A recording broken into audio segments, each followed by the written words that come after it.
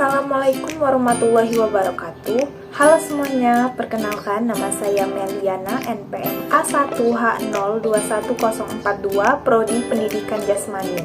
Baiklah, di video kali ini saya akan menjelaskan sedikit materi tentang konstruktivisme, progresivisme, dan humanisme. Yang pertama, konstruktivisme. Konstruktivisme merupakan landasan berpikir atau filosofi pembelajaran konseptual, yaitu bahwa pengetahuan dibangun oleh manusia sedikit demi sedikit, yang hasilnya diperluas melalui konteks yang terbatas dan tidak sekonyong-konyong. Pengetahuan bukanlah seperangkat fakta-fakta, konsep atau kaidah yang siap untuk diambil dan diingat. Manusia harus mengonstruksi pengetahuan itu dan memberi makna melalui pengalaman nyata. Selanjutnya, kelebihan filsafat konstruktivisme. Yang pertama, siswa berpikir aktif.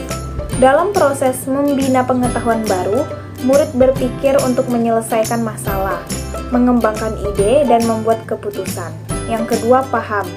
Murid terlibat secara langsung dalam membina pengetahuan baru, sehingga mereka akan lebih paham dan boleh mengaplikasikannya dalam semua situasi. Kelemahan filsafat konstruktivisme.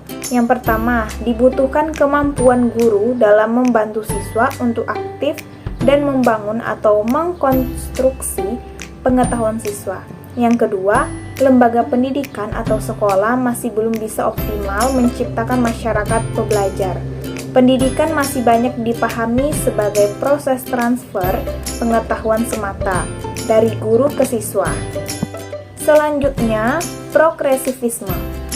Progresivisme telah meletakkan dasar-dasar kemerdekaan dan kebebasan kepada anak didik.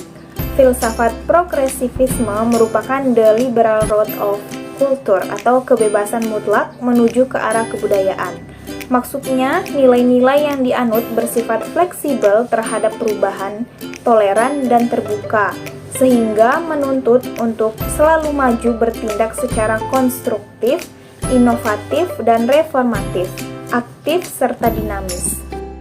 Kelebihan filsafat progresivisme. Yang pertama, nilai-nilai yang dianut bersifat fleksibel terhadap perubahan.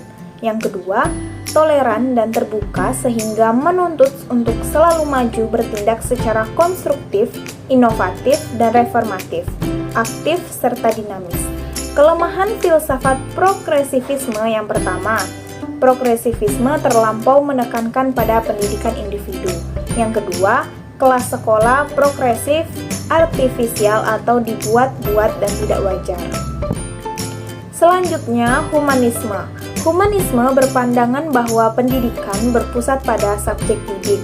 Belajar akan optimal apabila siswa terlibat secara penuh dan sungguh serta berpartisipasi secara bertanggung jawab dalam proses belajar.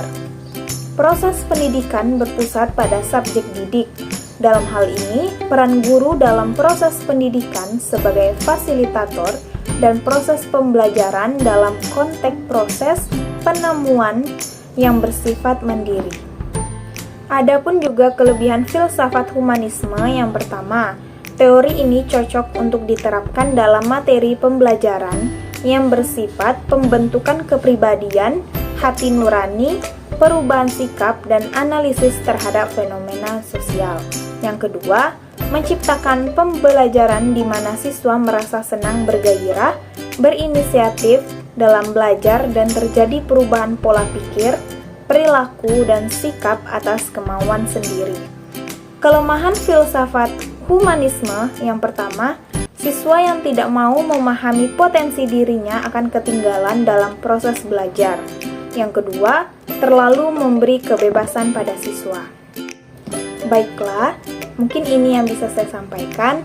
Jangan lupa like, komen, dan subscribe channel ini ya. Wassalamualaikum warahmatullahi wabarakatuh.